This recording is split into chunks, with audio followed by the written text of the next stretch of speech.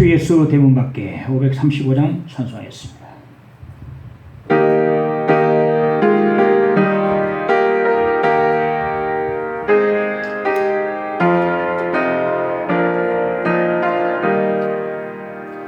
주 예수 대문 밖에 기다려 섰으나 단단히 잠가두니 못 들어오시네. 나 주를 믿노라고 그 이름 부르나 문 밖에 세워두니 참나의 수치라. 문 두드리는 손이 못 박힌 손이요 또 가시 멸류관은 귀마 불렀네. 이처럼 기다리심 참 사랑이로다. 뭉굼게 받아두니 한없는 내 죄라. 주 예수 반복하기 권하는 말씀이 내 죄로 죽은 나를 너 박대할 소냐. 나 죄를 회개하고 온 문을 엽니다. 드셔서 좌정하사 떠나지 마소서.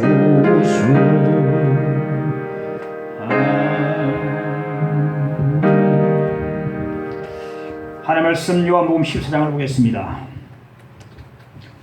14장 25절에서 26절까지 보겠습니다.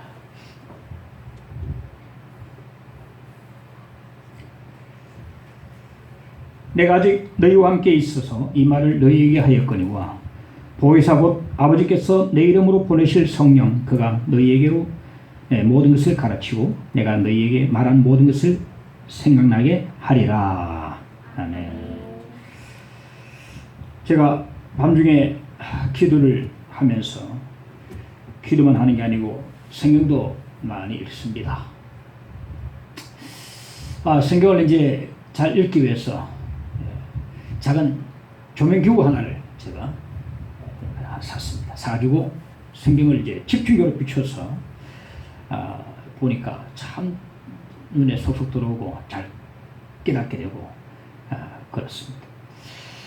이처럼 성령님께서 우리 마음에 조명을 하셔서 조명을 밝게 하셔서 말씀을 다 읽을 때마다 잘 깨닫도록 해 주십니다. 성령께서 우리 마음에 밝게 조명해 주시면은 말씀이 참 달달하고 잘 깨달게 되는 것이죠. 어떤 사람은 기도를 가서 계시 받았다 하는데 계시는 없습니다. 지금 계시는 계시 받았다는 말을 알고 쓰면 이단이고 모르고 쓰면 그 사람은 잘못 쓰고 있는 겁니다. 이 시대는 계시는 끝났습니다. 직접 말씀하시는 계시가 없습니다. 그 우리가 흔히 음성 들었다, 봤다 할 때 참 조심해야 됩니다. 정말로 들은 것인가? 좀 우리가 그대로 다 받아들여서 안 되고 우리는 참 조심스럽게 들어야 합니다. 이 계시는 성경 구약 39권, 신약 27권으로 66권으로 총결이 되었어요. 더 이상 계시가 없습니다. 그럼 지금 뭐가 있느냐? 성령의 조명이 있어요. 조명. 성령의 계시는 끝났고 조명이 있습니다. 그래서 읽을 때, 성경 읽을 때 우리 마음을 밝게 해주셔서 잘 깨닫도록 해주신다는 겁니다. 어떤 사람은 계시 받았다는데 조심해야 됩니다. 그런 사람은요 67권을 쓰고 있어요. 내가 복음을 쓰고 있습니다. 67권짜리를 쓰고 있습니다. 그런 사람이 들어 있습니다. 조심해야 됩니다. 지금 66권도 끝났고 성경 계시는 끝났고 지금 성경 조명이 있어가지고 읽을 때마다 아주 밝게 비춰줘서 환하게 깨닫게 해주신다. 시편 119편 130절에 보면 주의 말씀을 열면 빛이 비치어 우둔한 사람들을 깨닫게 하나이다. 빛이 비쳐서 깨닫게 하나이다. 오늘 말씀 보면 본문에 보면 성령님을 우리의 선생으로 교사로 그렇게 말씀해 주고 있음을 보게 됩니다. 이 성령님은요 가장 훌륭한 교사고 완벽한 우리의 교사요 선생이 되십니다. 첫째, 이 말을 너희에게 하였거니와 25절 보면 내가 아직 너희와 함께 있어서 이 말을 너희에게 하였거니와 이 말을 너희에게 하였거니와 이 말씀 다음에 나오는 말씀이 어떤 말씀이겠는가? 이 말을 너희에게 하였거니와 너희가 깨닫지 못한다는 그런 말씀이 여기 숨어 있습니다. 이 말씀을 지금 하고 싶은 거예요. 이 말을 너희에게 하였거니와 너희는 깨닫지 못한다. 예수님께서 3년 동안에 제자들과 함께 하시면서 정말 많은 것을 가르쳐 주셨습니다. 우리가 생각할 때는 제자들이 부럽습니다. 참 저들은 참 복된 사람들이다. 복 많이 받은 사람들이다. 예수님 가장 곁에서 얼마나 많은 말씀 듣고 많이 배우고 많이 깨닫을 것인가. 정말로 부럽다라고 우리가 생각할 수 있겠지만은 이 제자들은 사실 우리 모든 사람들의 부름의 대상이지만은 그는 예수님 말씀 듣고 그들은 깨달음이 없었어요. 깨달음이 없었습니다. 한 번은 예수께서 떡 7개로 4,000명을 먹이시고 난 뒤에 이제 제자들과 함께 배를 타고 가시면서 말씀하시기를 바리새인들과 헤롯의 누룩을 조심하라 주의하라 그래 말했습니다. 누룩 아시죠? 우리가 빵 만들 때 밀가루에 작은 한 숟가락 넣어봐. 누룩. 바리새인들과 헤롯의 누룩을 주의하라 말씀하셨는데 이 제자들은 어떻게 깨달으냐면은 무리들에게 떡을 먹이고 남은 것을 거둔 7 광주리를 다 챙겨왔느냐 이렇게 들었습니다. 응? 누룩이라 말하니까 다 먹이고 남은 7 광주리를 다 챙겨왔지 이렇게 들은 거예요. 그래서 예수님께서 근데 제가 다시 설명을 드리면 뭐냐면은 이 바리새인들과 헤롯의 누룩이란 게 뭐냐면은 그들의 가르침이에요. 그들의 가르침이 뭐냐면 형식주의고 외식주의적인 거 이걸 말하는데 그들은 예수님 말씀을 오해를 했던 것입니다. 그러니까 떡으로 오해를 한 거예요. 떡으로 오해를.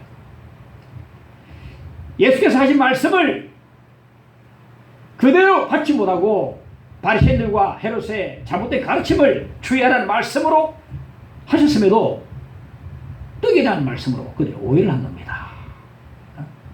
누룩이라니까 우리가 떡 지금 하나밖에 안 가져왔는데 떡을 지금 우리 안 챙겨온 걸 가지고 주님 우리한테 야단하시는구나 그렇게 생각했습니다.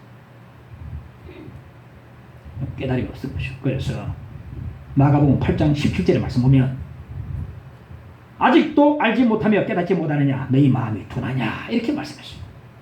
그러니까 이 제자들이 깨닫지 못했던 것은 마음이 둔했다. 마음이 둔해 깜깜한 겁니다. 참 답답한 사람이라고 말할 수가 있겠습니다. 수제자 베드로도 예외가 아닙니다. 예수께서 십자가 지신다 말씀하시니까 주여 어디로 가십니까? 하면서 꽉 막힌 소리를 냈어요. 어디로 가시는 거예요? 예수께서 내가 가는 길을 너희들이 알 거다라고 말씀하니까 도마가 말하기를 주님이 가신 길을 우리가 알지 못하는데 거기를 우리가 어떻게 알겠어요? 하면서 아주 엉뚱한 소리를 냈습니다. 빌립은 더 심한 말을 냅니다. 또 한술 더 떴죠. 주여 우리에게 아버지를 보여주옵소서 하면서 정말로 답답한 말, 꽉 막힌 말을 했던 것을 알 수가 있습니다. 요한복음 14장 9절에 보니까 빌립아 내가 이렇게 오래 너희와 함께 있으되 네가 나를 알지 못하느냐. 그 다음에 생각된 말이 뭐겠습니까? 참 답답하다. 응? 참 답답하다. 내가 너희와 함께 이렇게 오래 있었는데 아버지를 보이라 하느냐. 참 답답하다. 어떻게 영의 말씀을 그렇게 이해하지 못하느냐.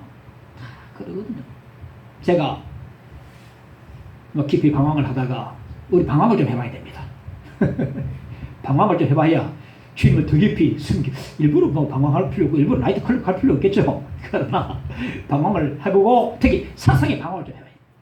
사상의 방황을 깊이 해가 무실로 좀 빠져보고 여기 구하고 저기 찾아보고 답이 있는가 보고 결국 답이 없을 때 주님과 깊이 돌아오는 것처럼 방황도 때는 필요해요. 일부러 할 필요 없는데 다 찾아내 다 됩니다. 방황하고 돌아왔긴 했지만은 말씀에 대해 굉장히 어두웠어요. 말씀을 막 주일학교 때 막 찬양하고 말씀 듣고 또 말씀 동화도 오고 했는데 워낙 방황을 해놓으니까 말씀을 그동안 안 읽어놓으니까 뭐 성경이 어디 붙은지 모르고 이제 돌아오기도 하는데 그랬어요. 그래서 목사님이 설교 시간에 자 하박국을 다 찾으시기 바랍니다. 하박국이 호박국인지 된장국인지 알 수 없어요. 하박국이 어디 있는데 하박국 좀 막 찾는데 집사님 찾고 하박국이 어디 있는 거야. 아무리 찾아도 안 나오는 거야. 다 찾았어. 다 찾았는데 더 찾으면 나는 내가 좀 부끄럽겠다고 해서 대강 펴놓고 막 예배들 비슷하게 비슷하게 찾아요. 비슷하게. 너무 창석이 좀 찾아놓으면 이상하잖아요. 어떤 사람 또 보이니까 비슷한 구약 끝머리에 어디 좀 딱 하고 그렇게 좋을 시작. 주님 모시기 참 답답하다. 돌아오긴 했는데 하박국이지 호박국이지 된장국이지 신학국이지 답답하다. 그래 한번 생각하실 것 같아. 세상에 석박사도요 말씀에 대한 깨달음이 전혀 없습니다.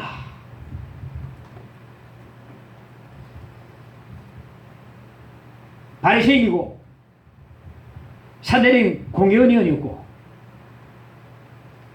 이스라엘 선생이었던 니고데모가 그런 나이에 한나는 예수님 말씀을 듣고서 어머니 뱃속에 들어갔다 다시 어떻게 납니까? 하고 이렇게 말했어요. 꽉 막힌 말을 했습니다. 거듭남에 대해서 전혀 이렇게 학식이 높은 사람이 이해를 못했습니다. 어떻게 다시 어머니 뱃속에 들어갔다가 또 나올 수 있습니까? 그거 됩니까? 요한복음 3장 10절에 보니까 너는 이스라엘의 선생으로서 이러한 것들을 알지 못하느냐. 왜요? 제자들과 그리고 이 학식이 많았던 니고데모 많은 사람들이 이토록이나 깨달음이 없는 것인가? 성령이 없기 때문에 깨달음이 없는 것입니다. 그래서 주님께서 성령을 보내주신 것입니다. 깨달으라고 보내주신 겁니다. 답답하다. 이게 답답하다. 이사야 11장 2절에 보니까 그의 위에 여호와의 영 곧 지혜와 총명의 영이요 모략과 재능의 영이요 지식과 여호와를 경외하는 영이 강림하시니 성령은 지혜의 영이십니다. 주님이 지혜의 성령님을 우리 가운데 보내주시고 깨닫게 해주시는 것입니다.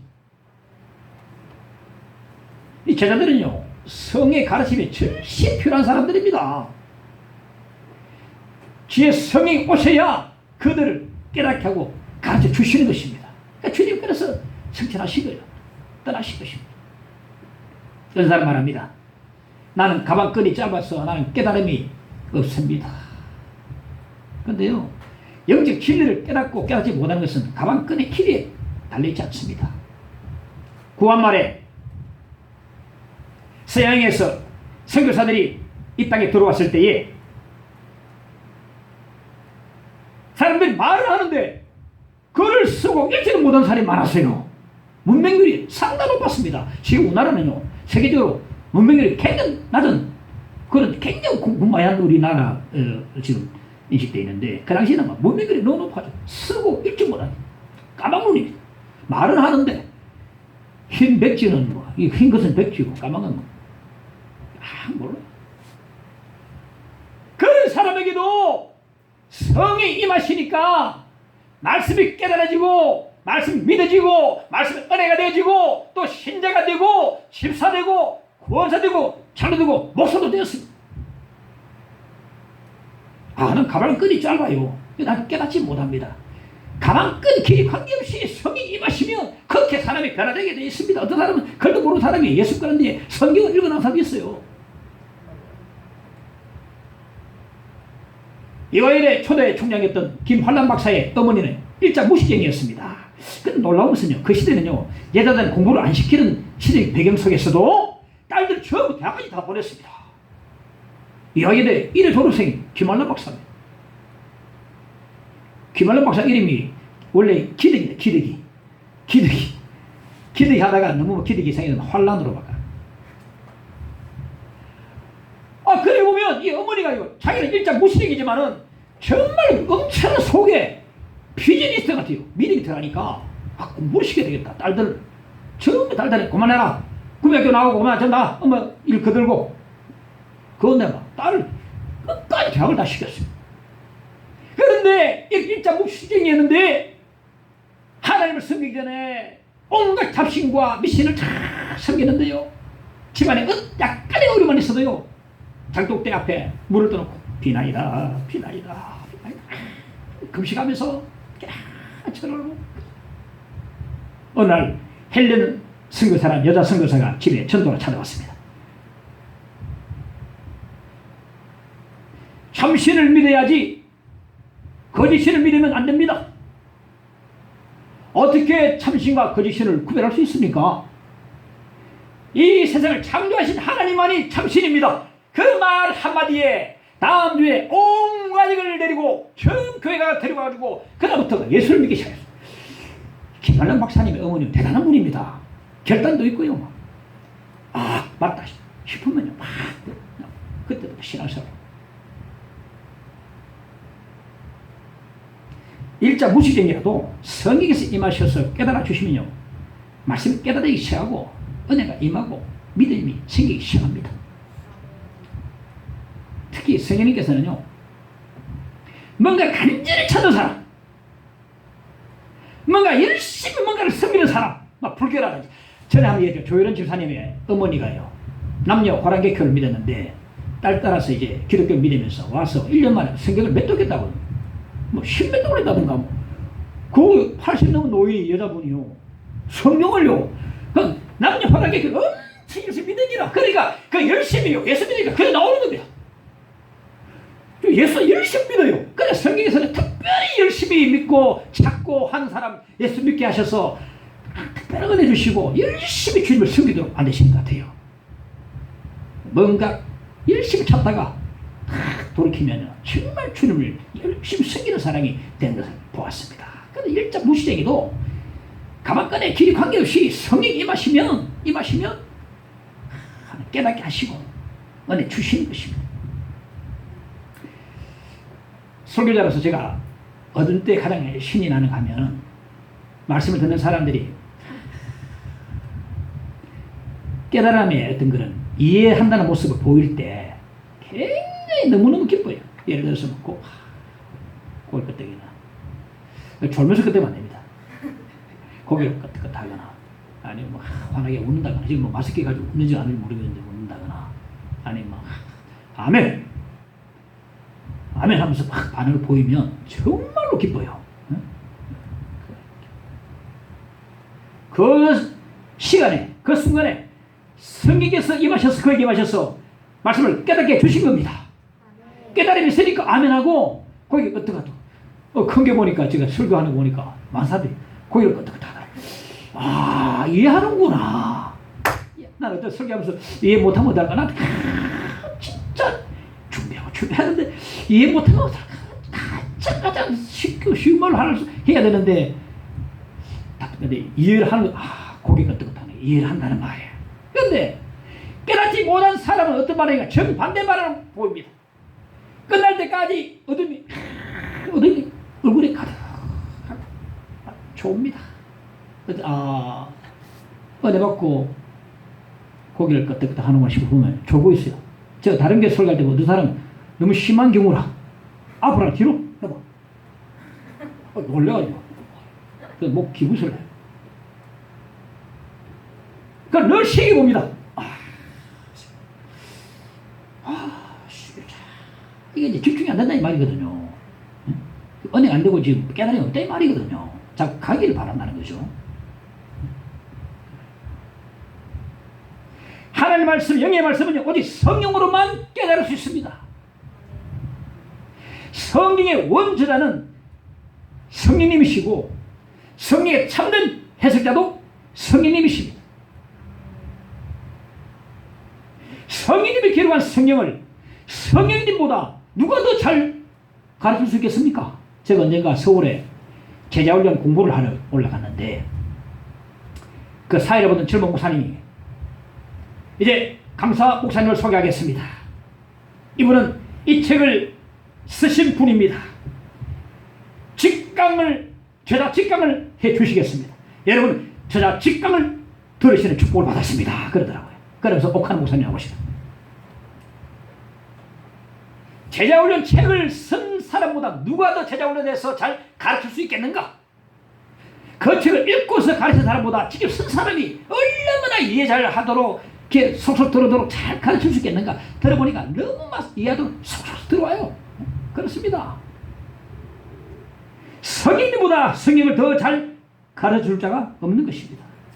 그러므로 성의 도우심을 받으면요, 옛날엔 이해가 안 되던 말씀이요, 이제는 깨달아지고 귀에 속속 들어오고 눈이 번쩍 뜨이고요, 말씀이 막 이제 열리게 되어 있습니다. 말씀 은혜가 임하게 되는 것입니다. 그래서 우리가 말씀을 읽기 전에, 듣기 전에 먼저 성의 도우심을 간절히 구하며 기도해야 됩니다. 우리가 교회 오면 먼저 기도하죠.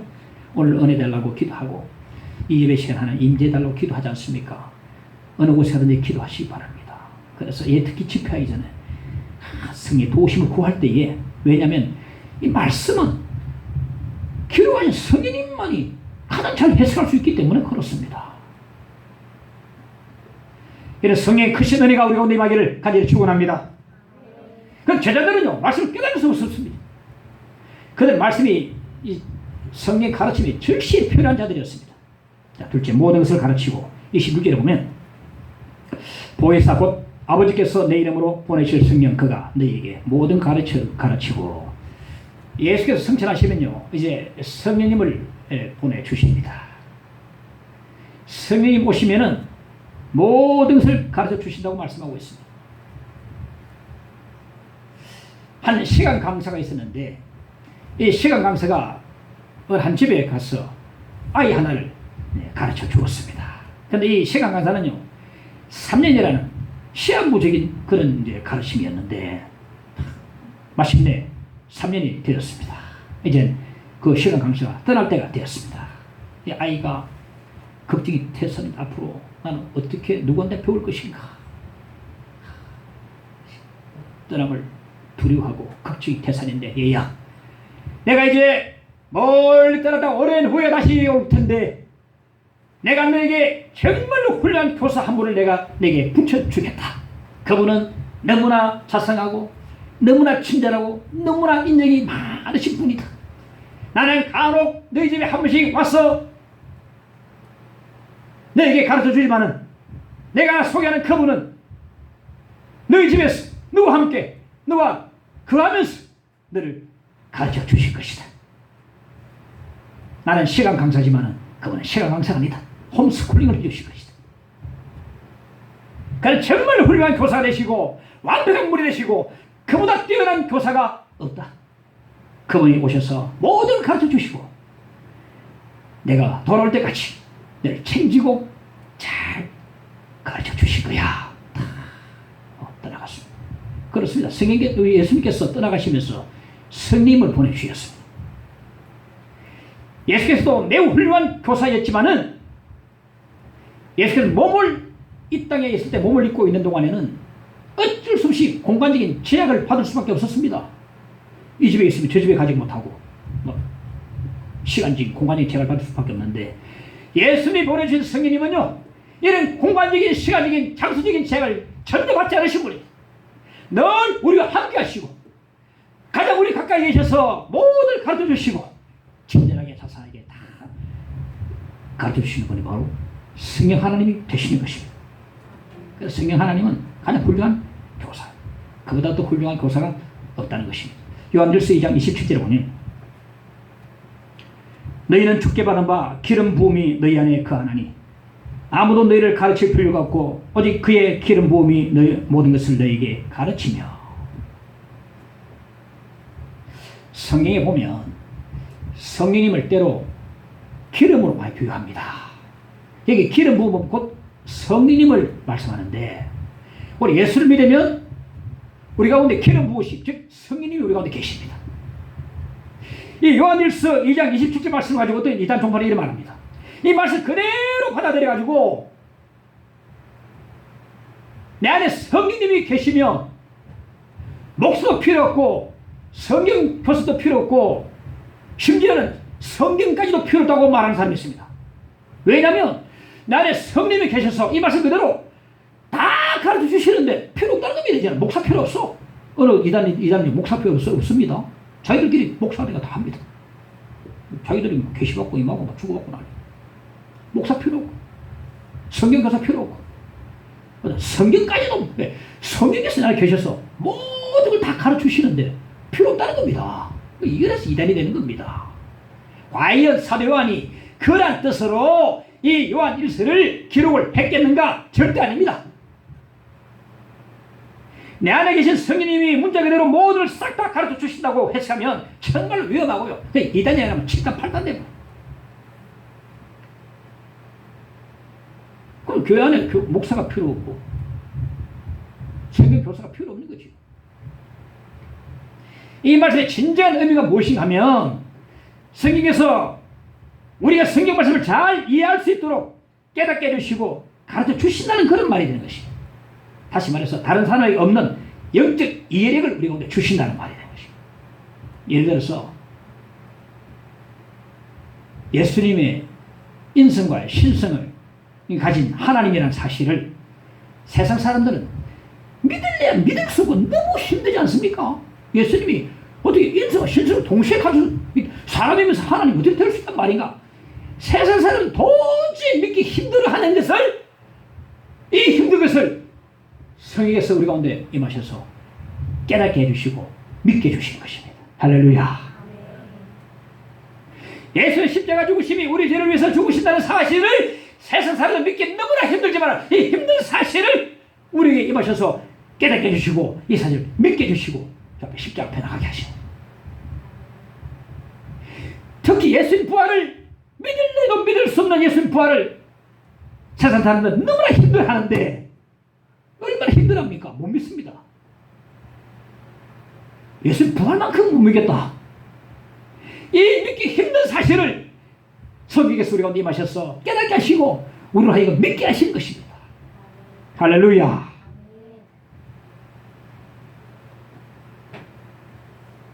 이것은요 많이 배우고 적게 배우고 문제가 아닙니다.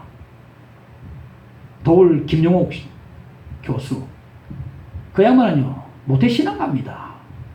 자기 어릴 때에 목사님들이 집에 굉장히 많이 왔습니다. 자기 아버지가 좀 유명한 사람이어서 목사가 와서 거기서 기도하면서 기도하고 교회 내내 다녔어요. 신학교 내내 다닌 적이 있습니다. 그런데 나중에는 기독교는 막 까고 다니는 사람이 안티가 되어버렸어요. 철학자 도울 김용옥도 믿지 못하는 것을 우리 신자들이 믿고 있다는 사실은 성경에서 우리 가운데 가르쳐 주신 것입니다. 믿으시기 바랍니다. 철학자요 아무리 연구해도요 과학자요, 과학자는 보이는 물질만 연구하는 것입니다. 영은 전혀 영의 세계는 다룰 수 없습니다. 과학자는 보이는 것만 다루고 있는 물질 가지고 다루거든요.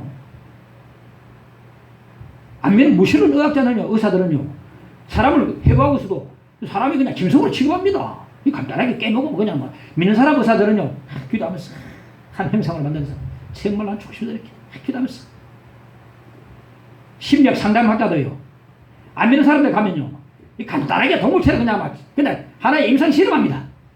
믿는 상담학자에 가면요 정말 한 형상으로 십자가 부활로 정말 인간의 근본적인 문제를 치료하기 때문에 완전 다릅니다. 여러분, 아무리 배움이 많은 사람이 할지라도 깨달음이 없는 사실을, 그 어렵게 힘든 사실을, 예수 부활을 성경에서 임하셔서 깨닫게 하시고 은혜가 되게 하시고 말씀을 깊이 말씀 주시는 성령 하나님 우리 가운데 임하시기 때문에 그를 믿으시기 바랍니다.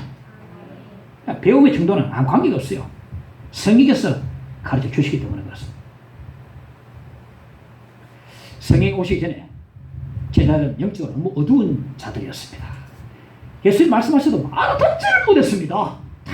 얼마나 답답했겠는가. 이렇게 영적 어두우니까 구약 예언의 말씀이 무슨 말씀인지 도무지 이해 못했습니다. 이런 구약도 어렵죠. 그 은혜 받으면 또 쉽게 되는데 공부하면 보통 어렵습니다. 여기 어두우니까 구약 예언의 말씀이 도대체 무슨 말씀 톡톡 알 수 없는 거예요. 베드로도 마찬가지였습니다. 근데 오순절에 성령이 임했습니다.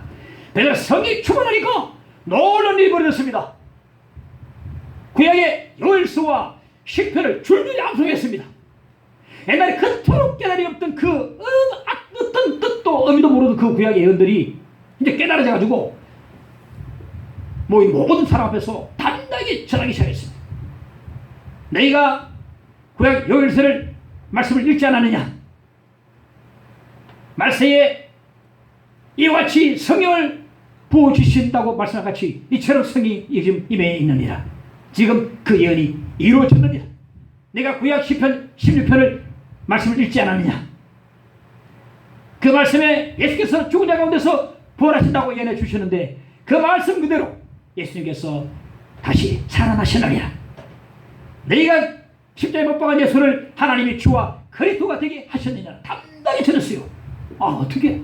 과거에는 구약을 봐도 깨달음이 없고 그 의미도 전혀 모르던 이 사람들이 어떻게 말씀을 많이 들어도 전혀 깨닫지 못한 사람들이 이렇게도 정확하게 해석을 해서 전달할 수 있는 말인가?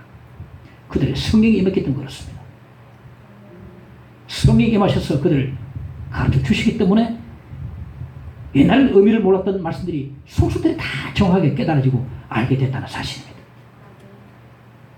이런 성령의 은혜가 우리 임하기를 간절히 축원합니다.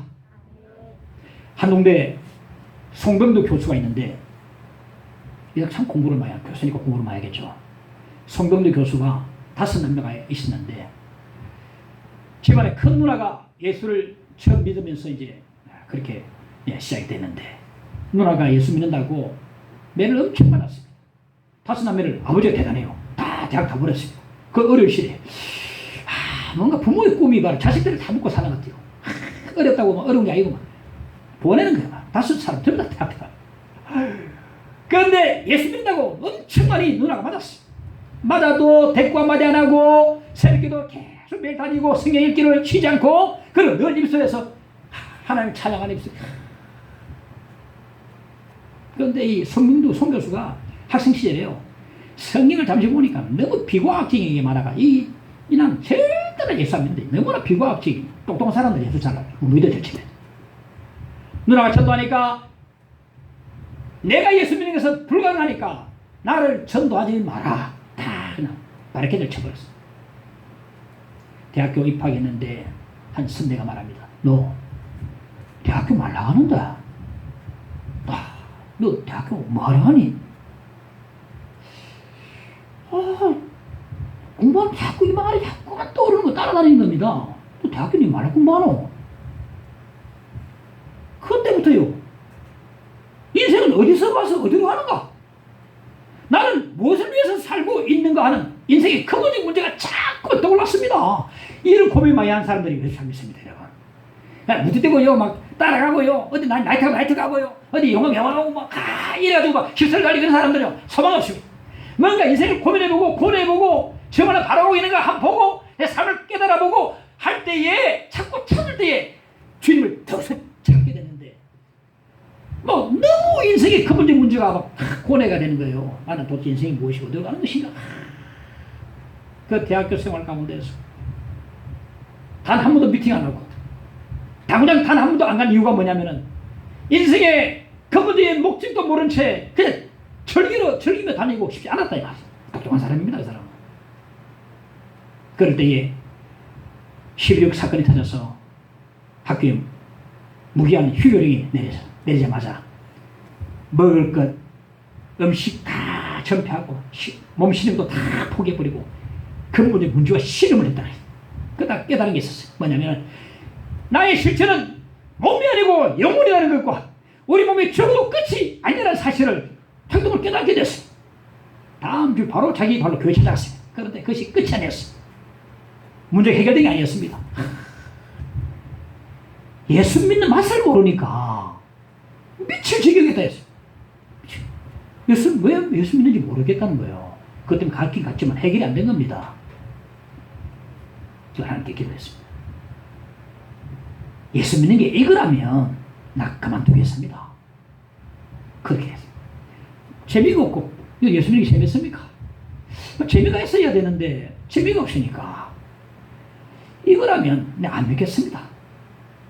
그만두겠습니다.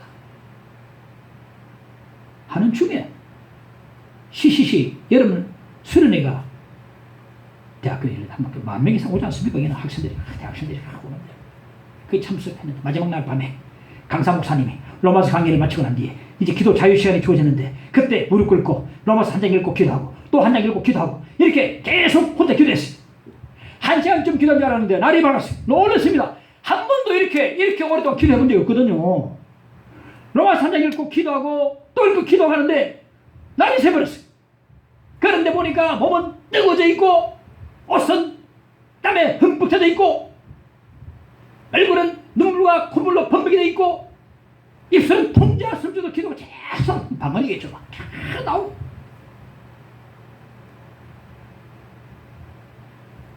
주체할 정도로 막 기도가 터져. 성령께서 그에게 마셔서 말씀을 깨닫게 해주시고 기도를 인도해 주신 것입니다. 말하자면 단식으로 성령께서 우리가 기도를 어떻게 해야 될지 모를 때에 우리 성령께서 우리 기도를 인도해 주신 것처럼 그날 그 체험을 하고 난 뒤에 말씀이 막 달달 기도가 막 힘이 팍 매일 아침에 일어나면 기도하고 말씀 보고 찬송하고 기도하고 근데 집안 식구들이 많아오니까 이게 그렇게 하기 좀 마땅치 않으니까 이제 학교에 일찍 가가지고 학교 뒷산에 올라가지고 기도하고 찬송하고 말씀 매일 하나님 만나고 이렇게 하나님 만나고 난 데 보니까 세상의 성공에 관심이 없었어요. 내가 어떻게 되겠다 공부에 어떻게 되겠다 전혀 관심 없고 하나님 만나는 것이 인생 목표였습니다.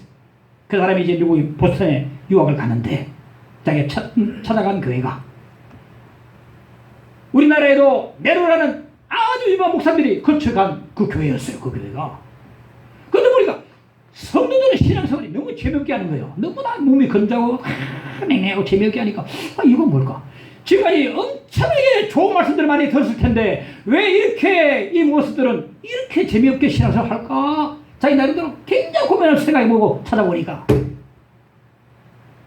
말씀 기도 없이 주일 예배만 드리고 살고 있는 거예요. 말씀 기도가 없이 주일 예배만 드리고 신앙생활을 하고 있다는 걸 발견했습니다. 예배만 듣고 가니까 일주일 동안에 말씀 기도가 없으니까 말씀 너무나 신앙생활 재밌게 하는 겁니다. 우리가 그래도 주일날 교회 나오는 게 더 훌륭한 일입니다만 안 나온 사람보다 얼마나 많습니까? 평소에 내가 말씀과 기도를 멀리하면 신앙생활에 불이 붙지 않고 재미가 없습니다. 그가 그걸 깨달았어요. 주일 예배만 드리는 사람들 평소에 매일매일 말씀과 기도 없는 사람 이렇게 살기 때문에 그렇게 훌륭한 목사들이 좋은 말씀을 뿌려놓고 갔지만은 이렇게 신앙생활을 재미없게 하고 있구나. 목사만 바라보고 신앙생활을 해서 안 됩니다. 스스로 말씀을 찾고 하는 그 훈련을 해야 됩니다. 청년부도 마찬가지. 청년부도 보니까 지금 유학생들이죠. 청년들 보니까 사회 집단 같아. 사회 집단, 사회 클럽 같아. 이게 어떻게 영적인 모임이냐? 사회 클럽 같은 느낌이 들었어요. 그냥 세상적으로 사귀고, 그냥 놀고, 술 먹고 이런 식으로. 이 송병도 이 학생이 그 청년부에 들어가자마자 놀란 붕이 났어요. 불이 붙어지는 것이요. 치 터지는 것이요. 너는 미국에 공부하러 왔나?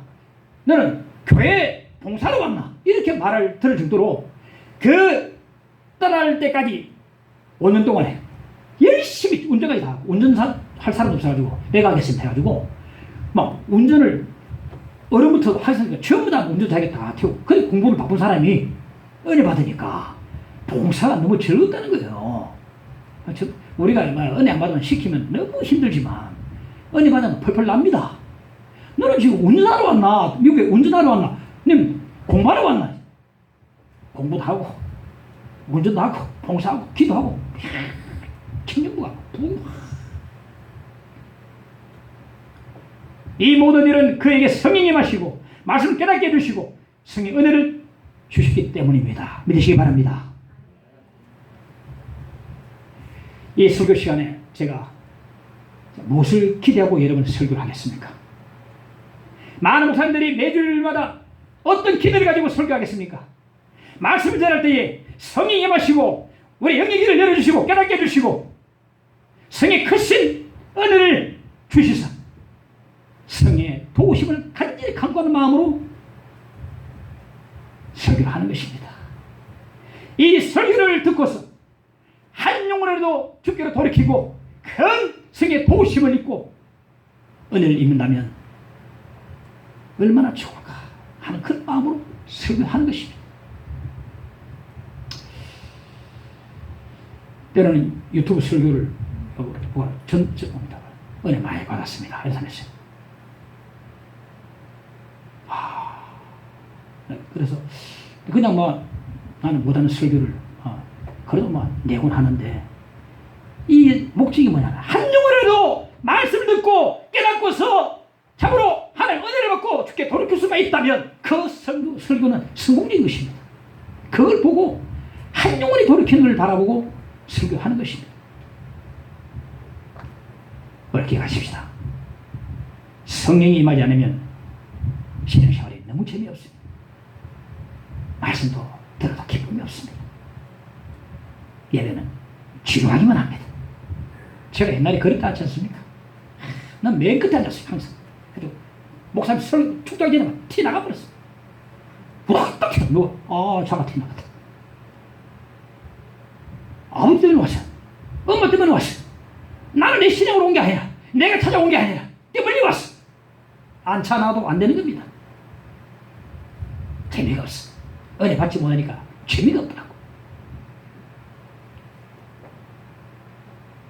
시편 119편 103절에 보면 주의 말씀의 맛이 내 곁이 그리 단지요 내 입에 꿀보다 더 단이다. 할렐루야. 성령의 은혜가 우리 임하기를 간절히 축원합니다. 모든 것을 생각나게 하시라. 세 번째 26절에 보니까 내가 너희에게 말한 모든 것을 생각나게 하리라. 제자들은요 예수의 말씀을 들어도요 자꾸 듣고도 잊어버렸습니다. 돌아서면 잊어버려요. 우리 성도들도 그렇습니다. 돌아서면 제목조차 오늘 제목 뭡니까? 가르치실 성령. 제목조차도 알지 못하더라고요. 근데 성령님은요 다시 말씀을 생각나게 하시고 우리 주님이 생각나게 하시고 이전에 주님께로 은혜 받던 일을 자꾸 생각나게 하십니다. 자꾸만 말씀을 자꾸만 지난주일 말씀도 다시 생각나게 하시고 오늘 아침에 말씀 듣고 큐티한 말씀도 내 삶 속에 다시 생각나게 하시고 생각할 때 묵상할 때마다 그 은혜가 더 크게 되게 하시고 생활 속에서 어떤 위험한 일을 만나도 그 말씀으로 말마 능끈히 이기도록 하시고 하루의 삶 속에 승리하도록 주님께서 해주시는 것입니다. 어떻게 말씀을 생각하도록 하셔서 아침에 큐티를 자꾸만 생각나게 합니다. 우리 성령께서는요 회상사역을 하십니다. 생각나게 하신다 이 말이에요.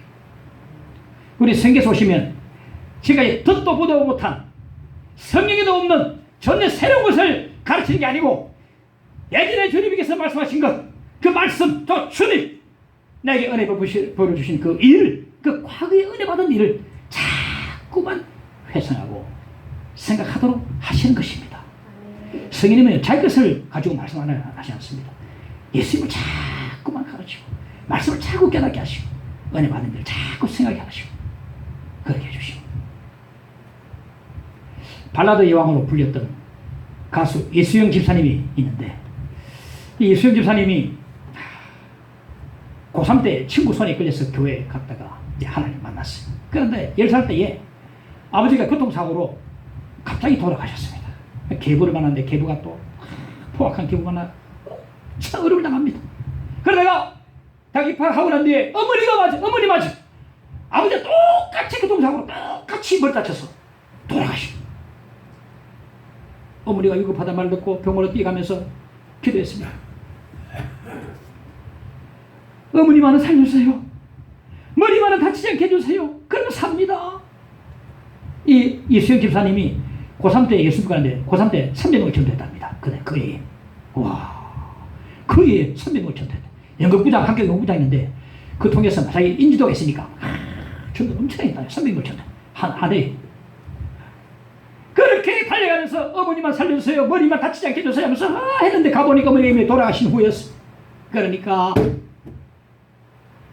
십자가 목걸이를 떼가지고 멀리 던져버렸어. 미련 없이 하나님을 그때 확 떠나버렸어요. 하나님 없어. 어떻게 이렇게 하나님 계시면 아버지 어머니가 똑같이 교통사고로 똑같이 돌아갈 수 있단 말인가? 나 이거부터 하나님 없이 살 거야. 내 하나님 앞에서 보란듯이 내가 성공하고 말 거야. 난 하나님 없어. 나 하나님 떠나고 말 거야. 그 떠나버렸어요. 20살 때 한 기획사 들어가지고 그때부터 가수 활동을 시작했는데 하나님 떠났으니까 이제는 제 힘으로 성공해 보려고 앞만 보고 달려갔습니다. 열심히 했습니다. 2003년도 연말에 방송국에 있는데 이효리 씨가 가수왕을 휩쓸어 버렸어요. 마지막 하나 남은 게 MBC 있는데 또 참석했는데 그때도 이효리 씨가 대세였어요. 가수왕은 이 하니까 박수 치려고 이효리구나. 이수영 놀러가 어디 분명해. 내가 효리가 받아야 되는데 그걸 끌려가지고 시사협회 갔어요. 시사협회 가지고 아무 말도 못하고 놀라가지고 그 눈만 흘리고 이게 축하하러 사르자마 모여가지고 이효리가 말합니다. 수영아 뭐라 한마디로 해. 그래 그때 겨우 한 말이야. 하나님 감사합니다. 눈물을 팍 쏟았어. 그때 깨달음이 왔습니다. 하나님이 하셨구나. 자기는 하나님을 떠난 줄 알았는데 하나님은 한 번도 자기를 떠난 적이 없으신 것입니다. 성경에서 그에게 임하셔서 모든 걸 생각해 하셨습니다.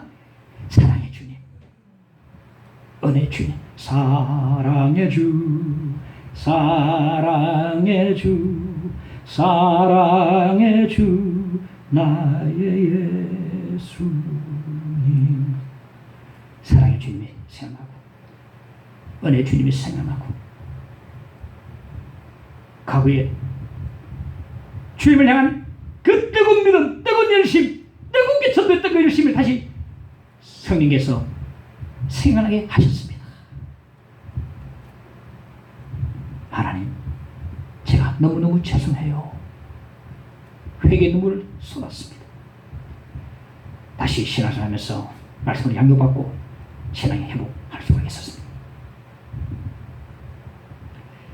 아버지를 떠난 탕자가 돌이키도록 하나님께서 그에게 흉년도 주시고 굶도 주시고 고난도 허락해 주셨습니다. 비로소 탕자가 그 흉년 가운데 굶 가운데 다시 아버지를 향해서 고개를 들기 시작했습니다. 요금은 15장 17절에 보니까 스스로 돌이켜 이르되 내 아버지 집에는 양식이 풍족한 품꾼이 얼마나 많은가. 나는 여기서 줄여주는가. 이 탕자의 회개는요, 아버지를 다시 생각하는 것부터 회개가 시작되는 것입니다. 때로 성령께서 우리 삶 속에 공하고 험한 마음을 주십니다.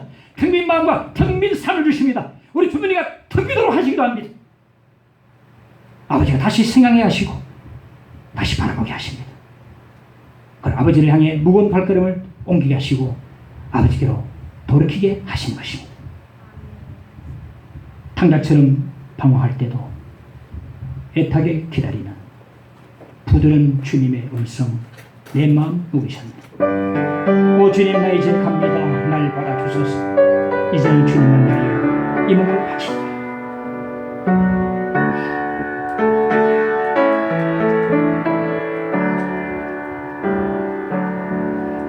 탕자처럼 방황한 때도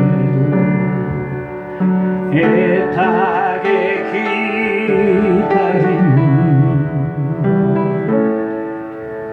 부드러운 주님의 손이 내 마음을 오 주님, 나 이제 갑니다. 오 주님, 나 이제 이제 갑니다. 날 받아주소서.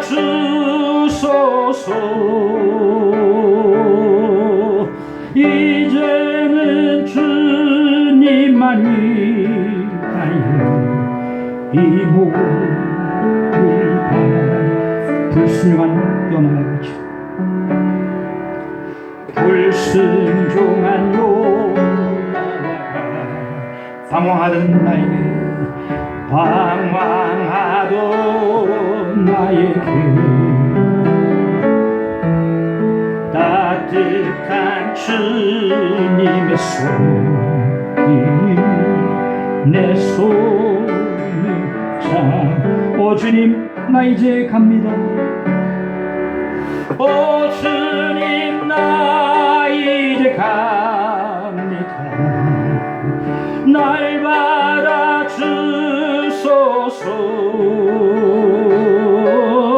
이제는 주님만 위하여 이 생. 주님, 나 이제 갑니다. 날 받아주소서.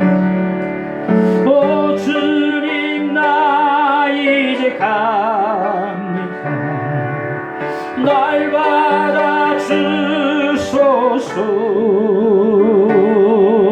이제는 주님만 위하여 이 생명 바치리라. 할렐루야.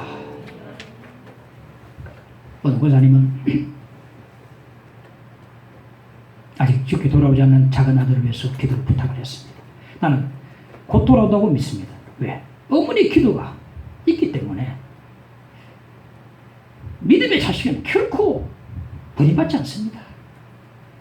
그러나 저는 그래서 합니다. 어차피 떠나는 김에 세상을 많이 경험하고 돌아왔으면 좋겠어요. 이것도 실망하고, 이것도 진리가 아니고, 우리가 삶이 궁핍하고 텅 빈 삶이고 공허하고 이럴 때에 주께로 달려와서 털썩 주님 붙잡게 되는 것입니다. 우리 교회도 지금 몇몇 사람들이 오랫동안 나오지 않습니다. 저는 걱정하지 않습니다.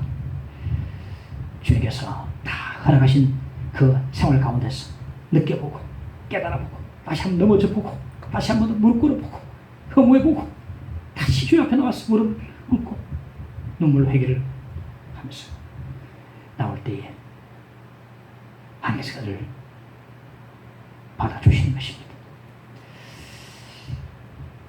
우리의 신앙이 공허하고 허무하다 하면 주님을 바라볼 때입니다.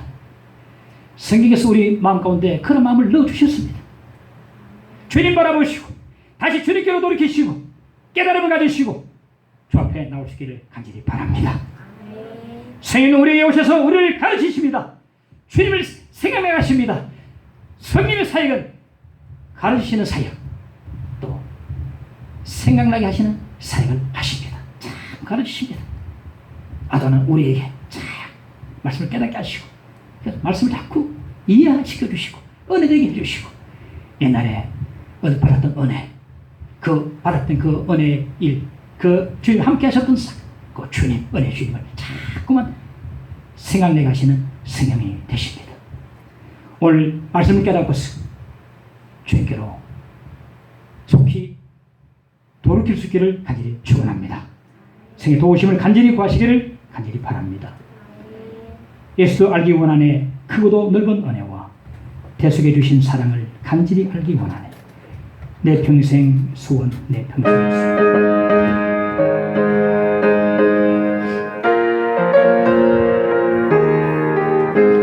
예수를 알기 원하네.